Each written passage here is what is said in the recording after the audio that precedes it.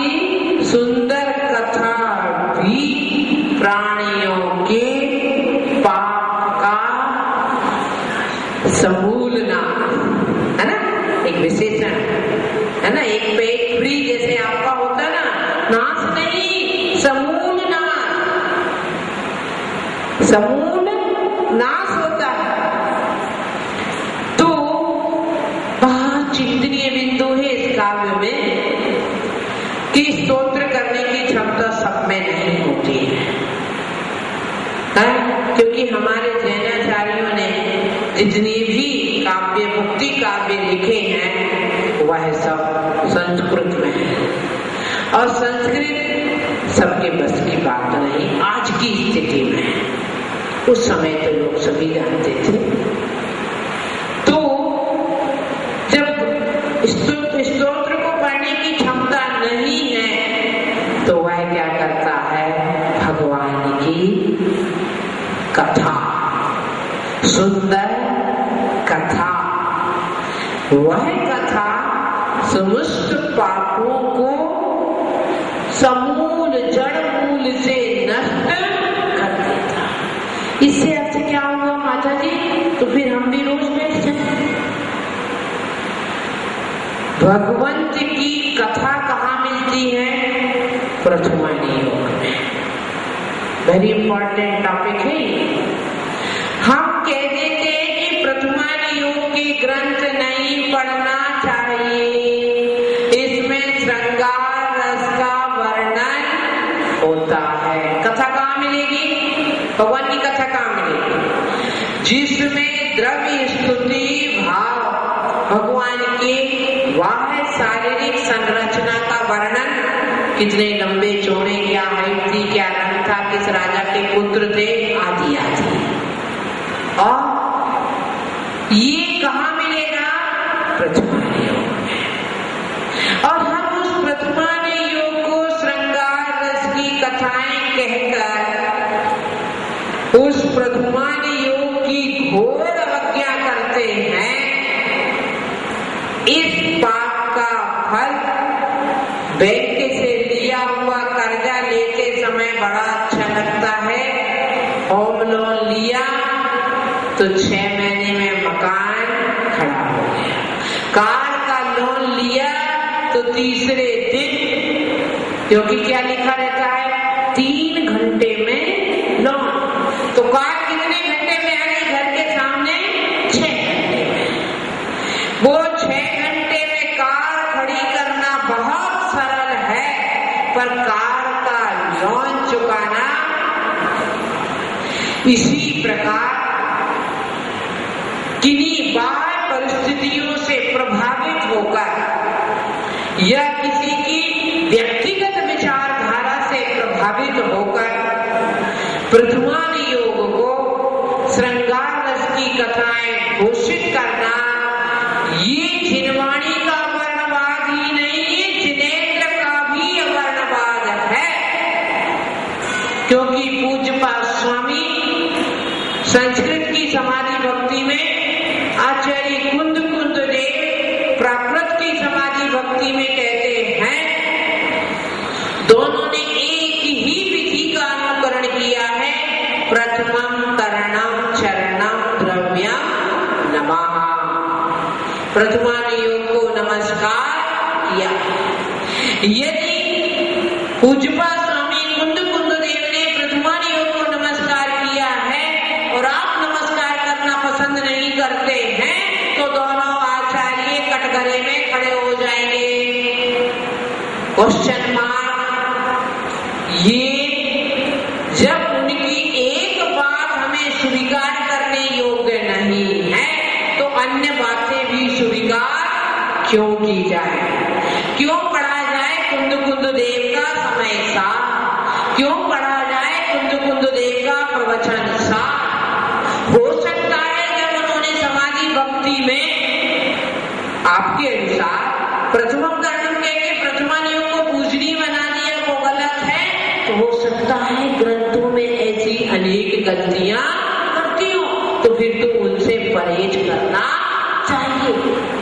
परंतु ऐसा होता नहीं। महान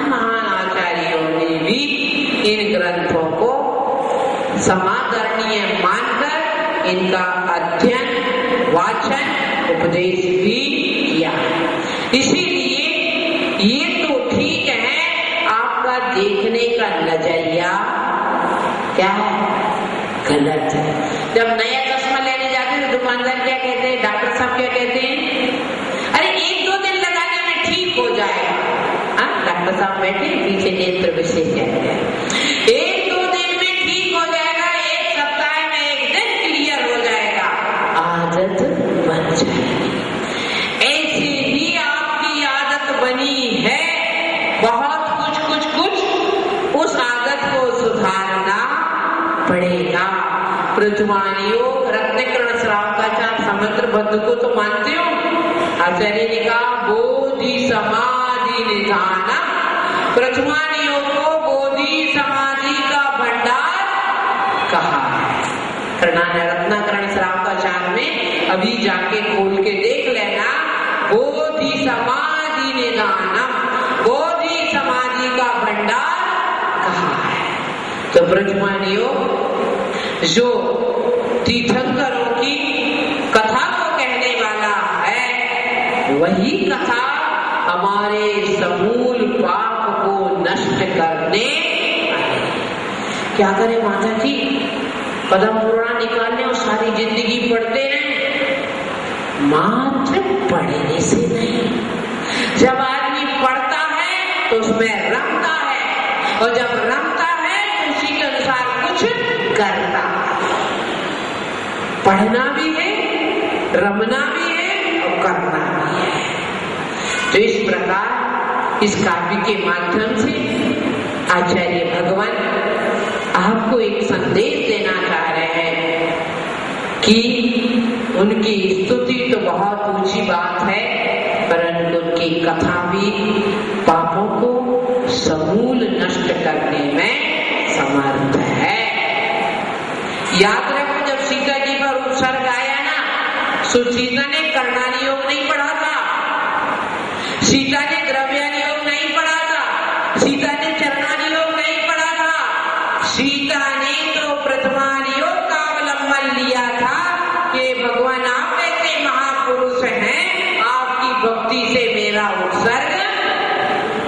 एक बात और कहूं, कभी भी नहीं सुनी होगी आप, आज तक चरणानी योग में किसी देव ने आकर अतिशय नहीं दिखाया, द्रव्यानी योग के अनुसार किसी देव ने आकर अतिशय नहीं दिखाया, चरणानी योग में और प्रथमानी योग में ही अतिशय होते हैं, क्योंकि वहां भावों की भक्ति की प्रमुखता रहती है, और वही भक्ति का भाव स्वर्ग के देवों को आकर्षित कर देता है। और भक्ति भाव में परिणामों में विशुद्धि बहुत जल्दी बन जाती है, और वह तीव्र पुण्य बंद करा देती है, और वही पुण्य देवों का आसन कंपायमान करा देता है नहीं? अरे जिसके पास ATM है उसे क्या चिंता, कभी भी बैंक में से निकाल लो। इसी प्रकार जिसके पास पुण्य है वो उसे कहीं भी कैसे भी भुला सकता है। तो इस प्रकार इस काव्य के माध्यम से आप अपनी इस भ्रांति को छोड़ने की कोशिश करें और समझें कि जैसे बालक अपनी माँ के दूध पर है, माँ जब बालक को दूध पिलाती है ना तो छानती है, न शक्कर मिलाती है, न गर्म करती है, यथावत ऐसे ही जिनवाणी हमें छाननी नहीं है, गर्म नहीं करनी है, कुछ मिलाना नहीं है, यथावत जैसा का तैसा। यथा तत्वम रत्नकर्ण श्रावकाचार्य में समंत्र भद्राचार्य कहते हैं, यथा तत्वम जैसा का तैसा। लोग कहते थे माता जी ये बात हमारे गले नहीं उतर रही है, तो कहते भाई इसको नरम करके उतार दो। गले में जब दर्द हो जाता तो क्या करते, कीट गला के तो खाते लिक्विड करके। ऐसा ही अपने हठाग्रह का कठोरपन अलग करके उसे मृदु बनाकर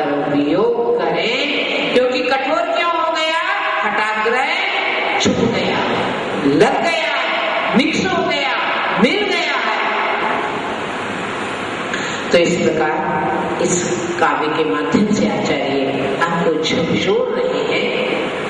वह तो भगवान के गुणों का क्या कर रहे हैं? संकीर्तन है, संकीर्तन कर रहे हैं। और आप हम समझे इस बात को कि कुछ नहीं तो अकेली श्रद्धा से भी बेड़ा पार हो जाता है। देखिए भागवत, हे प्रभु, जिस तरह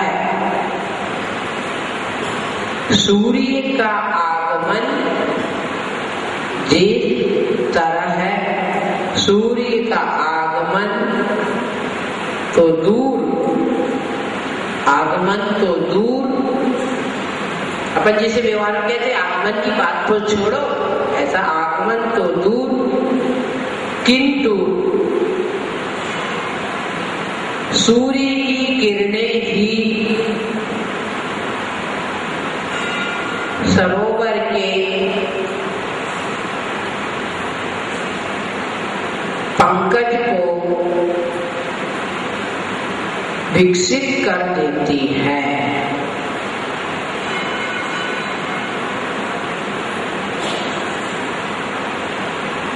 ठीक उसी प्रकार संपूर्ण दोषों से रहित,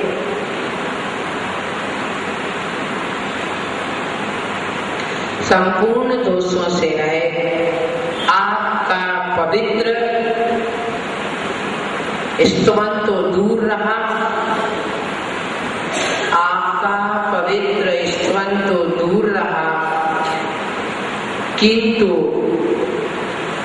आपकी चर्चा, कथा, आपकी कथा मात्र से प्राणियों के पापों का समूल नाश हो जाता है। प्राणियों के पाप का समूल नाश हो जाता है।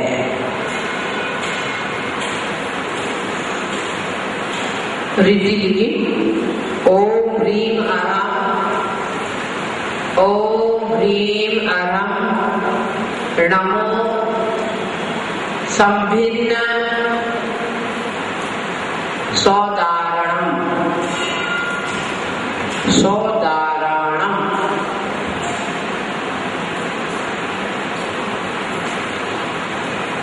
लिख लिया, ओम ह्रीम अहम नमो संभिन्न सौदारणम।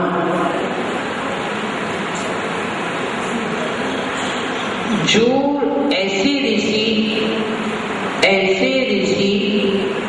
जो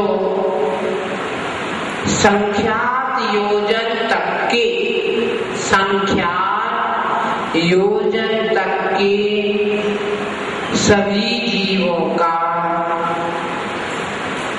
उत्तर दे सकते हैं, उन्हें मेरा नमन हो।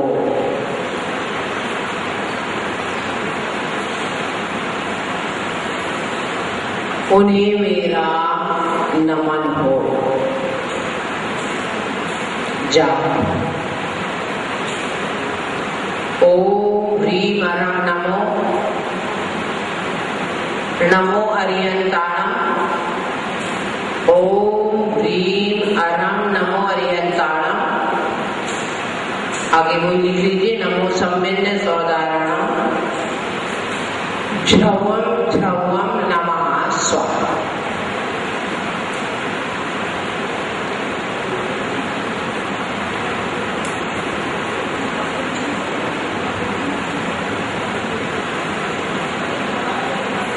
एक बार और जी, ओम ह्रीम अरहम नमो अरिहंताणम, नमो सम्मिन्न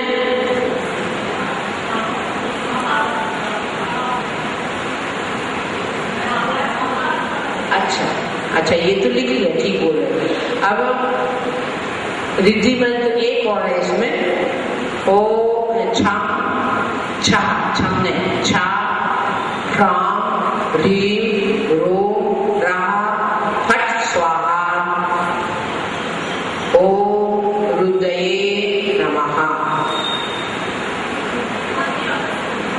एक बार ओम छहा छा छहाने छा ह्राम ह्रीम रोम रहा राम ह्रीम रोम रहा फट स्वाहा ओम रुद्रये नमः रुद्रये नमः। मंत्र जाप लिखे।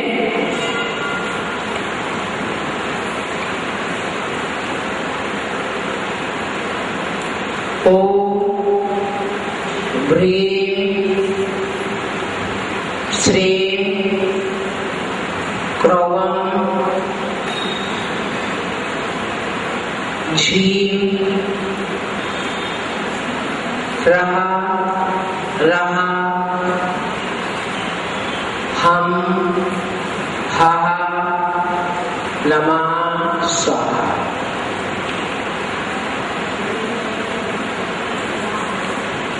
एक बार भावार्थ बोल दो। हे भगवान, जिस तरह सूर्य का आगमन तो दूर, किंतु सूर्य की किरणें ही सरोवर के पंकज को विकसित कर देती हैं, ठीक उसी तरह हे देव, हे भगवान, संपूर्ण दोषों से रहे आपका पवित्र स्तवन तो दूर रहा, किंतु आपकी सुकथा मात्र से प्राणियों के पापों